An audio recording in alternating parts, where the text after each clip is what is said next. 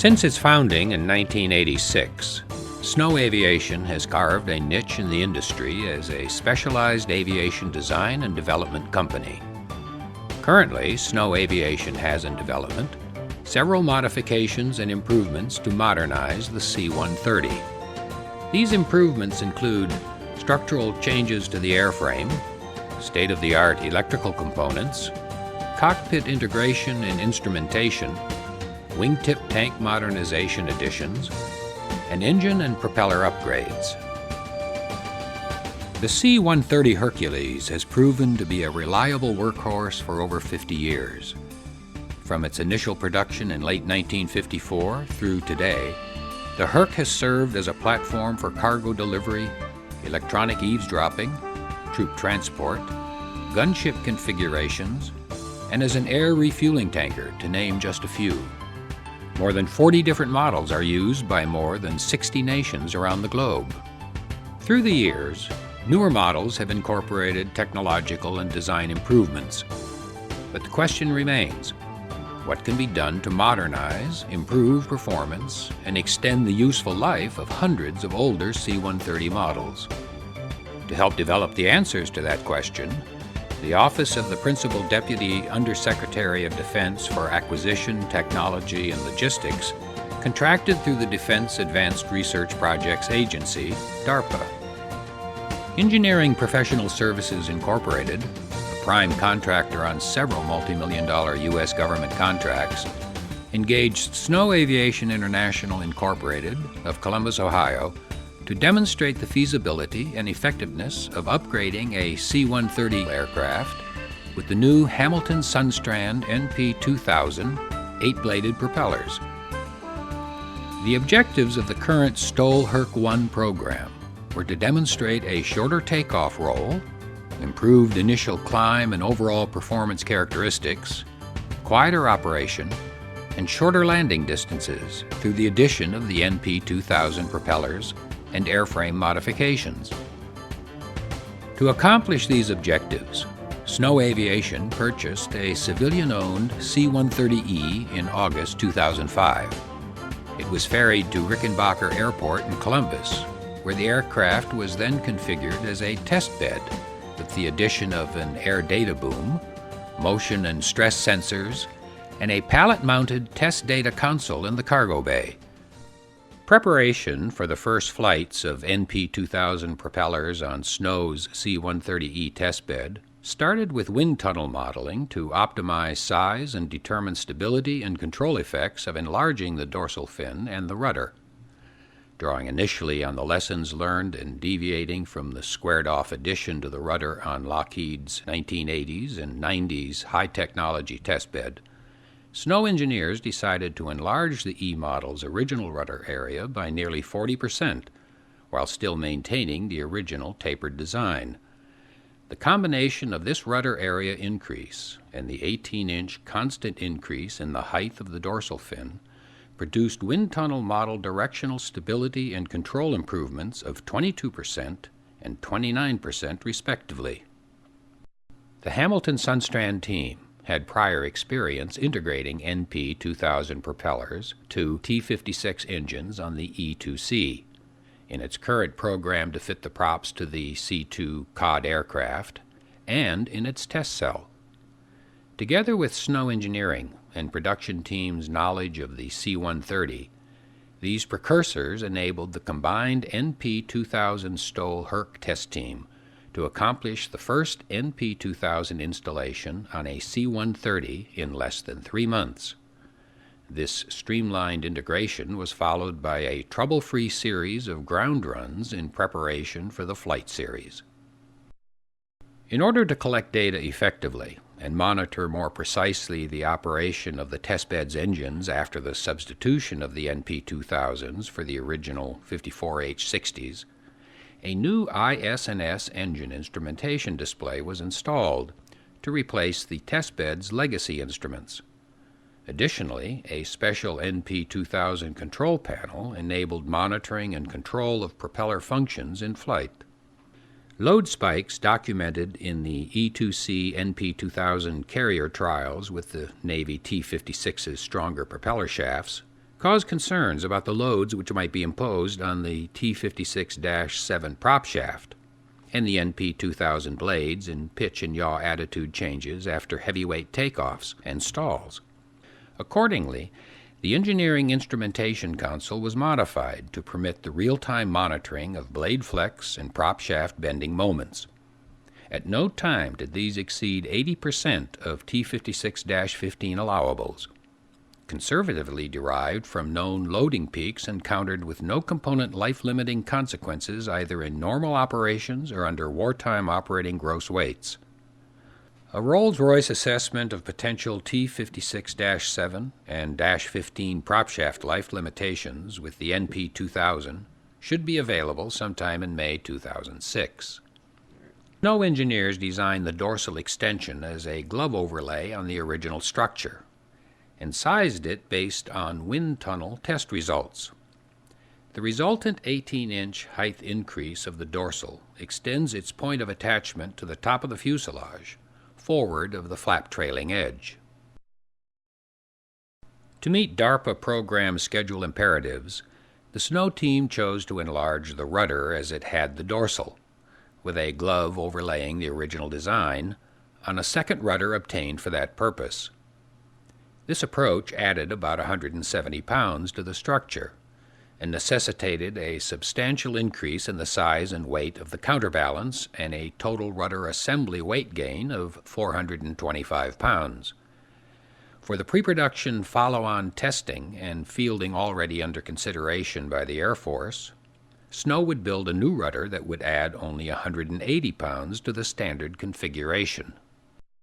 After several hours of ground runs for electromagnetic interference checks, propeller balance verification, power output measurement, and emergency procedure functionality checks, the testbed taxied on February 18, 2006, at 103,000 pounds for a series of refused takeoffs at increasing speeds, and then a series of 3 short traffic pattern flights to verify NP-2000 takeoff and landing thrust effects, as well as aircraft and propeller system functionalities. To provide flight data relevance to both combat delivery and special operations C-130 mission profiles, the NP-2000 test team loaded concrete ballast and fuel to attain 130,000 and 155,000 pound takeoff mission-typical gross weights for both 54H-60 and NP-2000 flight series. Stall and flight characteristic events were conducted at around 100,000 pounds gross weight and without ballast. The takeoff accelerations and ground roll distances at the 3 flight weights used in the NP-2000 series were noticeably improved over those observed in the earlier baseline flights with the 54H-60 propellers. Takeoff distances corrected by standard day and runway conditions were reduced by 29% to 2,650 feet at 155,000 pounds, and by about 29% to 1,850 feet at 130,000 pounds takeoff gross weight. These improvements were nearly triple the 10% takeoff roll reduction go-no-go imperative DARPA had established for the program to progress to the turbofan engine demonstration. STOL Herk Phase 1B, now under consideration for Air Force funding, would evaluate the operation of 2 underslung turbofan engines positioned on modified tank pylons below and behind the NP-2000s. The takeoff ground roll gains from just the NP-2000 substitution for the 54H-60s heightened STOL Herk team confidence that true short takeoff and landing performance and the ability to operate off 2,000-foot fields with meaningful mission payloads are readily attainable for special operations and combat delivery missions. The Hamilton Sundstrand E-2C program and its operational experience in the fleet had given rise to many anecdotes of reduced propulsion system noise. The NP-2000 test team decided to quantify those changes, since noise levels and characteristic propulsion signatures are key detection and identification features of both the gunship and combat Talon fleets.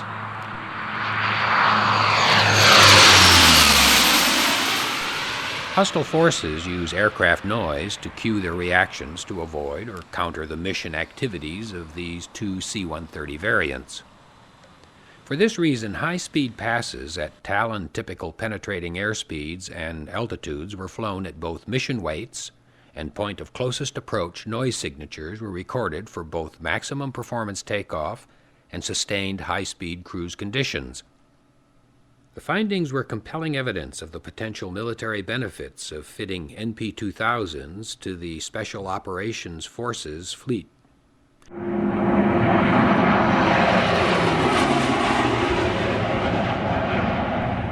Exterior noise signatures decreased 18 dBc for the takeoff measurement and 11 dBc for the high-speed pass measurement for the 155,000-pound aircraft. This decreases by half the range at which the aircraft's presence or passage could be detected by normal human hearing. Further, the characteristic C-130 prop beat signature was eliminated, and the aircraft sounded more like a muted pure jet turning large industrial exhaust fans.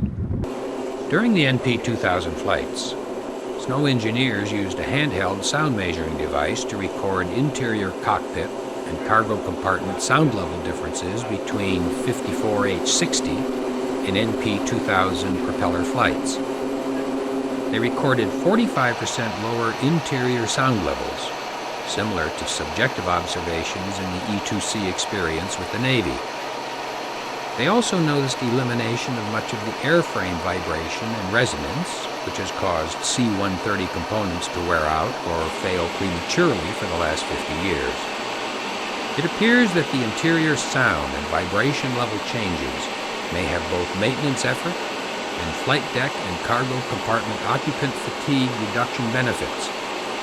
The quantification of those effects was beyond the scope of this initial demonstration.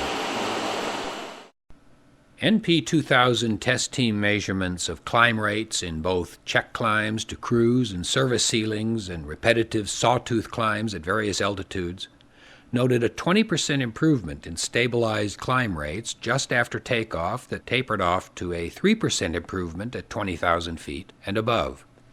The low-altitude regime is where heavily loaded gunships and Talons need climb improvement most, with the heavy aircraft takeoffs at combat loadings now unable to sustain any climb or even to hold altitude in the event of an engine failure on takeoff on a warmer than standard day.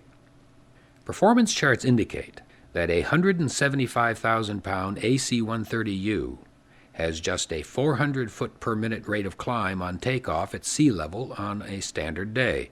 Subtract one engine just after liftoff and add a warmer than standard day, and climb rates go to 0 or below. Substituting NP-2000 propellers would provide a safety margin where none currently exists. The improvements in low-altitude climb capability of the C-130 with NP-2000 propellers implies for the combat delivery fleet the ability to carry heavier payloads up steeper rising terrain gradients after takeoff, and for the combat Talons, the ability to better maintain terrain-following flight with radar terrain masking when climbing over rising terrain or to clear mountain ridgelines. As with the 54H-60 baseline flights, several hours of the NP-2000 flight program were devoted to runs at various speeds and power settings in order to determine changes in specific range, the distance an aircraft can fly on a given quantity of fuel. Like the improvement in climb rates, specific range was most affected in the 10,000 feet runs, rising over the baseline and performance handbook numbers approximately 8%, with an approximately 10 knots faster optimum cruise speed. Specific range improvement was sampled at roughly 5% at 20,000 feet, and optimum cruise speed remained higher than the original C-130E configuration by as much as 15 knots. Specific ranges at lower altitudes, such as are used for Talon insertion and extraction missions, and for C-130 tankers refueling Army and Air Force Special Operation helicopters, were not sampled in this short flight series, although it seems likely that NP-2000s will benefit specific range even more at altitudes below 5,000 feet. In the 54H-60 baseline flight series, Flight idle and power-on stalls at stabilized power settings, sustaining up to 1.3 times the power-off stall speed, confirmed the testbed's conformity to normal C-130 stall characteristics. All 54H-60 stalls were benign at the brake, even when aggravated by deliberately slow application of recovery controls, preceded by ample and consistent stall warning buffet beginning about 10 knots above the ultimate stall speed, and predictable at speeds consistent with performance handbook values. The feedback from pilots who had flown the STOL series in previous C-130 tests with six-bladed propellers led the NP2000 test team to expect considerably different stalling behavior and poor stall warning in the NP2000 configuration. This loss of stall warning and the deterioration in post-stall flight characteristics were predicted to result from the eight-bladed propeller's better aspiration of the inboard wing sections, eliminating inboard wing buffeting and its pilot cueing of the impending stall. The expectation was for a loss of roll control leading to combined pre- and post-stall roll-offs in either direction, totaling not less than 60 and sometimes as much as 138 degrees for all stalls, whether power off or power on. Based on these anticipations of an absence of stall warning and of anomalous post-stall gyrations, the snow team engineered and installed two additional fully stressed cockpit seats for the test director and the Hamilton Sundstrand flight representative to ensure their safety should the NP2000 testbed exhibit the predicted adverse flight characteristics. Power-off and power-on stalls with NP2000s were flown without pylon tanks and pylons to preserve comparability with what had been reported from the earlier C-130 test series with six-bladed propellers, but with Snow's enlarged dorsal fin and extended cord rudder and at 100,000 pounds gross weight. Stall warning for all six stalls flown was a light buffet invariably beginning at 10 knots above the expected stall speed and increasing to heavy buffet just before the pitch attitude broke as the wing stalled. Max roll-off encountered was at the stall and never exceeded 14 degrees of bank. These characteristics were consistent with the testbed's baseline stall behavior. The steepest power-on stall was flown at a power setting which stabilized the aircraft at 1.3 times the previously recorded NP2000 power-off stalling speed. Follow-on testing must include power-on stalls at higher power settings, up to those required to sustain 1.6 times the power-off stalling speed. This would be a requirement of continuation flight tests, leading to the military qualification, or FAA certification of the NP2000 for installation on operational C-130s. The implications of the normal warning and benign stall characteristics observed by the NP2000 test team, with the extended area rudder and enlarged dorsal fin in flights to date, are that with the NP2000, the additional thrust and wing aspiration effects will be exploitable to reduce takeoff distances and to increase climb rates after takeoff, up to the optimum wing angles of attack for those maneuvers. The VMCA, or minimum control speed in the air sampling during the NP2000 series, was performed at 15,000 feet, 50% flaps, and 108,000 pounds aircraft gross weight. The number one engine was shut down and the propeller feathered, and the opposite outboard engine was brought to full power. The remaining two engines were retarded evenly to reduce speed to the stall. Stall speed was reached well before any of the defining parameters for VMCA were approached. Up to the stall, the aircraft was held wings level with up to 50% aileron deflection and on constant heading with a maximum rudder force of just 120 pounds of the 180-pound maximum allowed, as measured by the rudder pedal force transducers in the Snow instrumentation package. There was no need to utilize the allowed 5 degrees of bank into the operating engine to maintain heading. The substantial margins remaining in this VMCA sampling suggest that even at 3,000 feet density altitude, where the operating outboard engine's thrust would be greater, the VMCA will still be below the stall speed and below the VMCA currently published in the C-130E Performance Manual. From the size of those margins, it can also be reasonably inferred that minimum control speed on the ground, or VMCG, will decrease as the wind tunnel modeling of the enlarged dorsal and rudder suggested, rather than increasing as would otherwise be expected from the thrust increase that resulted from the NP2000 installation. VMCG testing was not performed in this series due to the absence of the thrust decay optimizing software possible with the electronically controlled NP2000. The pending comprehensive qualification flight testing leading to fielding of the NP2000 would include both the worst-case VMCA and actual VMCG determinations, and would specify both those values for the required revision of the C-130 performance handbooks. Once minimum control speeds are specified, and any change in stall speed precisely determined, the changed rotation, liftoff, approach, and landing speeds they indicate may further reduce the takeoff distances and landing rollouts stated in this report. The aircrew and all the Air Force personnel for whom the NP2000 testbed was flight demonstrated commented that the NP2000 propellers at full reverse had similar stopping power gains to the thrust gains observed for takeoff. The test team did not perform full effort stops with both NP2000 maximum reverse thrust and maximum braking, nor had any been performed during the earlier 54H60 baseline series. Therefore, it is not possible to quantify the full effort stop gains that result from the addition of the NP2000 propeller.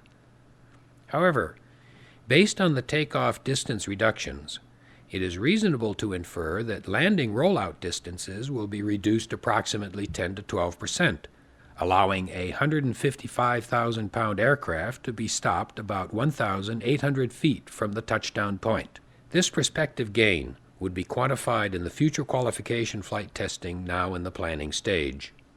In summary, reduced takeoff ground roll distances by 750 to 1,100 feet for aircraft gross weights of 130,000 to 155,000 pounds respectively.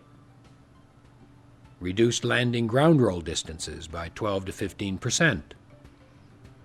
Specific range improvement of 7 to 8% at low altitudes and 4 to 5% at high altitude. Rate of climb improvement of 15 to 20% at low altitudes and 2 to 3% at high altitudes. Cruise and service ceilings increased by 500 to 800 feet. No deterioration in stall characteristics, approach, warning, and recovery. Significant reduction in VMCA and probable reduction in VMCG. Reduced interior noise levels by 50%. Reduced external noise levels by 70%. A significant reduction in airframe vibration levels. This flight series confirmed the feasibility of fielding NP2000 on C-130Es and H's, provided empirical evidence of the performance gains to be expected, and set the stage for an initial fielding of the propellers within 6 months of decision and funding. The steps shown will make this operational opportunity a reality. Step 1. Wiring harnesses for nacelles, outer wing, center wing, and fuselage and cockpit for A-kit. Step 2. A-kit connectors, pins, sockets, relays, wiring, panels, switches, and lights. Step 3. Production configuration extended area rudder with 33% reduction in weight and with 40% reduction in balance weight from the demonstration unit. Step 4. Production configuration dorsal extension with 50% reduction in weight from the demonstration unit. Step 5. Production configuration work instructions for NP2000 propeller, extended area rudder and dorsal extension installation. Step 6. Documentation for publication changes. Flight test. Step 7. Over 100 hours to validate and verify operational performance. Step 8. Begin limited rate initial production. This concludes the final video report to DARPA of the STOL Herk 1A baselining series with the NP2000 propeller on C-130E testbed November 307 Sierra Alpha. A more detailed written report has been submitted to DARPA, from whom copies may be obtained.